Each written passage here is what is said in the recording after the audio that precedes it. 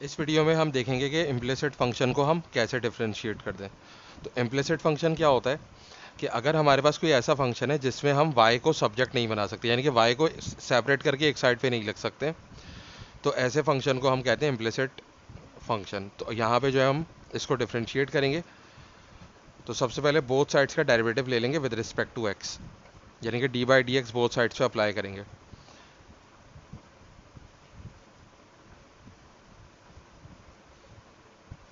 तो अब देखें ये जो डेरिवेटिव है डी बाई डी एक्स, ये हर टर्म के ऊपर अप्लाई होगा। तो ये हो जाएगा d by d x of 2x³ plus d by d x of x² y plus d by d x of y³ is equal to d by d x of 1।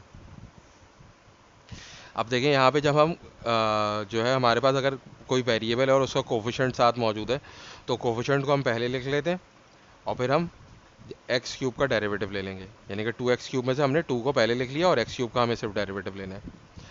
फिर हमारे पास क्या है, हमारे पास प्रोडक्ट है x² और y, ये दो अलग अलग फंक्शन है, इनका प्रोडक्ट है, तो हम product rule of differentiation apply करेंगे। तो पहला फंक्शन हमारे पास x² है और दूसरा जो है वो y है। तो हम पहला फंक्शन एज इट इज़ लिख लेंगे x² और y का डेरिवेटिव ले लेंगे। और फिर इसके बाद क्या करेंगे कि y को हम एज इट इज़ लिख लेंगे और जो पहला फंक्शन है x² उसका डेरिवेटिव ले लेंगे। यानी कि एक दफ़ा हमने x² का डेरिवेटिव लिया तो y को हमने वैसे ही रहने दिया, और एक दफ़ा हमने y का डेरिवेटिव लिया तो x² को वैसे ही रहने दिया। तो प्रोडक्ट अगर होता है तो इसके ऊपर इस तरीके से हम डेरिवेटिव उसका ले रहे होते हैं। अब देखें हमारे पास y³ है, उसका हमें डेरिवेटिव लेना है विद रिस्पेक्ट टू x, जो कि पॉसिबल नहीं है। तो ये जो डिफरेंशियल है dx, इसको हम रिप्लेस कर देंगे dy से। तो ये हो जाएगा d by d y of y³ और फिर इसको मल्टीप्लाई कर देंगे dy बाई dx से। तो इसको हम चेन रूल ऑफ डिफरेंशिएशन कहते हैं। और लास्ट में हमारे पास 1 का डेरिवेटिव क्या हो जाएगा, 0 हो जाएगा। तो अब देखें हमारे पास यहाँ पे हम power rule of differentiation apply करेंगे, तो x की पावर 3 है, तो ये 3 जो है ये x का कोफिशिएंट बन जाएगा और पावर में से 1 माइनस हो जाएगा।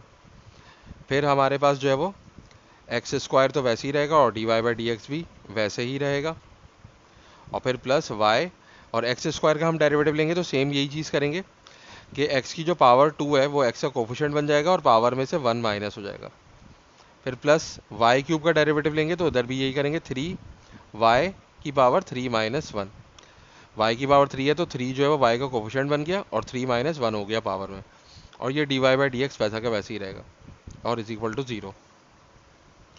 तो ये क्या हो जाएगा, 2 3 ज़ा 6 और x की पावर 3 माइनस 1 यानी कि 2 हो जाएगी, और plus x² dy by d x, और प्लस ये 2 हम पहले लिख लेंगे और x की पावर 2 माइनस 1 x की पावर 1 हो जाएगी, तो पावर 1 हमें लिखने की ज़रूरत नहीं है, तो 2xy हो जाएगा ये, और फिर प्लस 3y की पावर 3 माइनस 1 यानी कि y², और साथ में ये dy by d x is equal to 0। तो सबसे पहले हम क्या करेंगे, जो dy बाई डी एक्स वाली टर्म है उनको हम साथ लिख देंगे। तो ये है हमारे पास x² dy by d x और प्लस 3y² और dy by d x is equal to, और ये 6x² दूसरी साइड पे जाके माइनस 6x² हो जाएगा, और प्लस 2xy जो है दूसरी साइड पे जाके माइनस 2xy हो जाएगा। अब यहाँ से हम dy by d x common ले लेंगे,